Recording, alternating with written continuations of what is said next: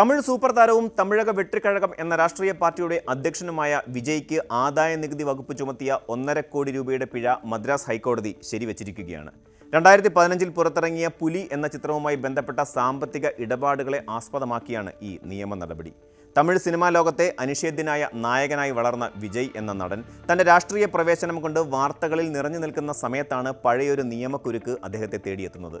2015 പുറത്തിറങ്ങിയ പുലി എന്ന ബ്രഹ്മാണ്ഡ ചിത്രത്തിൻ്റെ നിർമ്മാണ വേളയിൽ നടന്ന സാമ്പത്തിക ഇടപാടുകളിൽ അപാകതയുണ്ടെന്ന് കണ്ടെത്തിയതിനെ തുടർന്ന് ആദായ നികുതി വകുപ്പ് ചുമത്തിയ 1.5 കോടി രൂപയുടെ പിഴയാണ് മദ്രാസ് ഹൈക്കോടതി ഇപ്പോൾ ശരിവച്ചിരിക്കുന്നത്. കേവലം ഒരു തുകയുടെ കാര്യം എന്നതിനേക്കാൾ കൃത്യമായ നികുതി അടയ്ക്കേണ്ടതിൻ്റെ പ്രാധാന്യവും സെലിബ്രിറ്റികൾ ഇത്തരം വിഷയങ്ങളിൽ പാലിക്കേണ്ട ജാഗ്രതയുമാണ് ഈ വിധിയിലൂടെ വെളിവാകുന്നത്. സിനിമയിലെ നായക പരിവേഷത്തിനപ്പുറം ഒരു പൗരൻ എന്ന നിലയിലുള്ള ഉത്തരവാദിത്തങ്ങളിൽ വരുത്തുന്ന വീഴ്ചകൾ നിയമപരമായി എങ്ങനെ നേരിടേണ്ടി വരുമെന്നതിൻ്റെ ഉദാഹരണമായി ഈ കേസ് മാറിയിരിക്കുകയാണ്. ഈ സംഭവത്തിൻ്റെ തുടക്കം 2015 സെപ്റ്റംബറിലാണ്.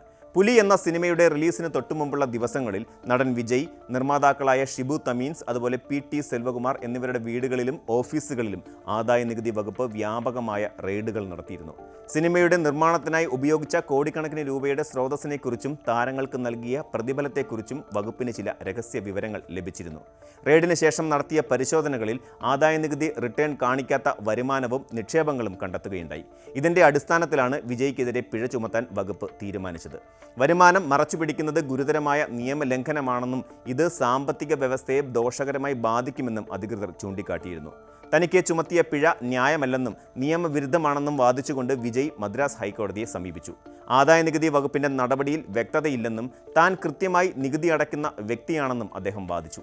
എന്നാൽ കോടതിയിൽ നടന്ന വാദപ്രതിവാദങ്ങളിൽ ആദായ നികുതി വകുപ്പ് ശക്തമായ തെളിവുകൾ നിരത്തി. പുലി സിനിമയുടെ പ്രതിഫലമായി ലഭിച്ച തുകയിൽ ഒരു ഭാഗം രേഖകളിൽ ഉൾപ്പെടുത്തിയിരുന്നില്ലെന്നും ഇത് മനഃപൂർവ്വം നികുതി വെട്ടിക്കാനാണെന്നും വകുപ്പ് വാദിച്ചു.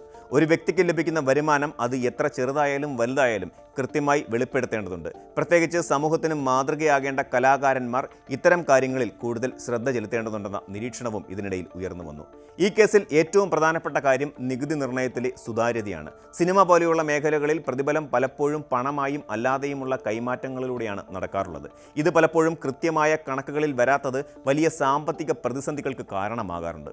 വിജയിയുടെ കാര്യത്തിൽ ആദായ നികുതി വകുപ്പ് കണ്ടെത്തിയ അപാകതകൾ തിരുത്താൻ അദ്ദേഹത്തിന് മതിയായ സമയം നൽകിയിരുന്നതായും എന്നാൽ അത് വേണ്ട രീതിയിൽ ഉപയോഗപ്പെടുത്തിയില്ലെന്നുമാണ് കോടതി നിരീക്ഷിച്ചത്. പിഴ ചുമത്തുന്നതിന് മുമ്പ് പാലിക്കേണ്ട എല്ലാ നിയമപരമായ നടപടികളും ആദായ നികുതി വകുപ്പ് പാലിച്ചിട്ടുണ്ടെന്നും അതിനാൽ ഇതിൽ ഇടപെടേണ്ട സാഹചര്യമില്ലെന്നും കോടതി വ്യക്തമാക്കുകയായിരുന്നു. നികുതി വെട്ടിപ്പ് എന്നത് ഇന്ത്യയെപ്പോലുള്ള ഒരു ജനാധിപത്യ രാജ്യത്ത് വലിയൊരു വെല്ലുവിളിയാണ്. രാജ്യത്തിൻ്റെ വികസന പ്രവർത്തനങ്ങൾക്കായി ഉപയോഗിക്കേണ്ട പണം വ്യക്തിപരമായ ലാഭത്തിനു വേണ്ടി മാറ്റിവെക്കുന്നത് കുറ്റകരമാണ്. ഇവിടെ വിജയ്ക്കെതിരെ വന്ന പിഴശിക്ഷ ഒരു മുന്നറിയിപ്പ് കൂടിയാണ്. പ്രശസ്തരായ വ്യക്തികൾക്ക് ഇത്തരം കേസുകളിൽ ഉൾപ്പെടുമ്പോൾ അത് വലിയ വാർത്താ പ്രാധാന്യം നേടുന്നത് സ്വാഭാവികമാണ്. എന്നാൽ നിയമം എല്ലാവർക്കും ഒരുപോലെയാണെന്ന സന്ദേശമാണ് കോടതി ഈ വിധിയിലൂടെ നൽകുന്നത്. താരപ്പൊലിമയോ രാഷ്ട്രീയ സ്വാധീനമോ നിയമത്തിൻ്റെ മുന്നിൽ വിലപ്പോവില്ലെന്ന് ഈ വിധി ഉറപ്പിക്കുന്നു. തമിഴ്നാട് രാഷ്ട്രീയത്തിൽ വലിയൊരു മാറ്റത്തിന് തുടക്കം കുറിക്കാൻ ഒരുങ്ങുന്ന വിജയ്ക്ക് ഈ വിധി ചില രാഷ്ട്രീയ വെല്ലുവിളികളും ഉയർത്തിയേക്കാം. ഈ വിധി വരാനിരിക്കുന്ന മറ്റ് സിനിമാ താരങ്ങൾക്കും നിർമ്മാതാക്കൾക്കും ഒരു വലിയ പാഠമാണ്. സിനിമയുടെ ലാഭവിഹിതവും പ്രതിഫലവും കൈമാറുമ്പോൾ പാൻ കാർഡും മറ്റ് ഔദ്യോഗിക രേഖകളും പ്രകാരം ബാങ്ക് അക്കൗണ്ടുകൾ വഴി തന്നെ ഇടപാടുകൾ നടത്തേണ്ടതിൻ്റെ ആവശ്യകത ഇത് ബോധ്യപ്പെടുത്തുന്നു. പലപ്പോഴും സിനിമാ രംഗത്തെ കള്ളപ്പണ ഇടപാടുകളെക്കുറിച്ച് വ്യാപകമായ ആക്ഷേപങ്ങൾ ഉയരാറുണ്ട്. ഇത്തരം നടപടികളിലൂടെ ആദായ നികുതി വകുപ്പ് ആ മേഖലയെ ശുദ്ധീകരിക്കാനാണ് ശ്രമിക്കുന്നത്. വിജയ് തൻ്റെ വാദങ്ങളിൽ ഉറച്ചു നിന്നെങ്കിലും കോടതിക്ക് മുന്നിൽ ഹാജരാക്കിയ രേഖകൾ അദ്ദേഹത്തിന് അനുകൂലമായിരുന്നില്ല. നിയമപരമായ കൃത്യതയില്ലാത്ത വാദങ്ങൾ കോടതി അംഗീകരിക്കില്ലെന്നത് ഇത്തരം കേസുകളിൽ പതിവുള്ളതാണ്. വിജയെ സംബന്ധിച്ചിടത്തോളം ഈ 1.5 കോടി രൂപ എന്നത് സാമ്പത്തികമായി വലിയൊരു ബാധ്യതയല്ലായിരിക്കാം. എന്നാൽ അദ്ദേഹത്തിൻ്റെ വ്യക്തിത്വത്തിനും രാഷ്ട്രീയ ഇമേജിനും ഇതൊരു കറയായി മാറാൻ സാധ്യതയുണ്ട്. അഴിമതിക്കെതിരെയും സുതാര്യതയ്ക്കെതിരെയും വേണ്ടി സംസാരിക്കുന്ന ഒരു നേതാവ് എന്ന നിലയിൽ വിജയ്ക്ക് ഈ കേസിൽ ഒരു തിരിച്ചടി തന്നെയാണ് സംഭവിച്ചിരിക്കുന്നത്. പക്ഷേ നിയമപരമായ ഒരു പോരാട്ടത്തിൽ തോൽവി സംബന്ധിച്ച് പിഴ ഒടുക്കുന്നത് ഒരു നല്ല പൗരൻ്റെ ലക്ഷണം കൂടിയാണ്. തനിക്ക് പറ്റിയ സാങ്കേതികമായ പിഴവുകൾ ഏറ്റെടുത്ത് മുന്നോട്ട് പോകുന്നത് അദ്ദേഹത്തിന് രാഷ്ട്രീയമായി ഗുണം ചെയ്തേക്കാം. ചുരുക്കത്തിൽ മദ്രാസ് ഹൈക്കോടതിയുടെ ഈ വിധി വ്യക്തികൾ തങ്ങളുടെ സാമ്പത്തിക കാര്യങ്ങളിൽ പുലർത്തേണ്ട ജാഗ്രതയെക്കുറിച്ചുള്ള ഓർമ്മപ്പെടുത്തലാണ്.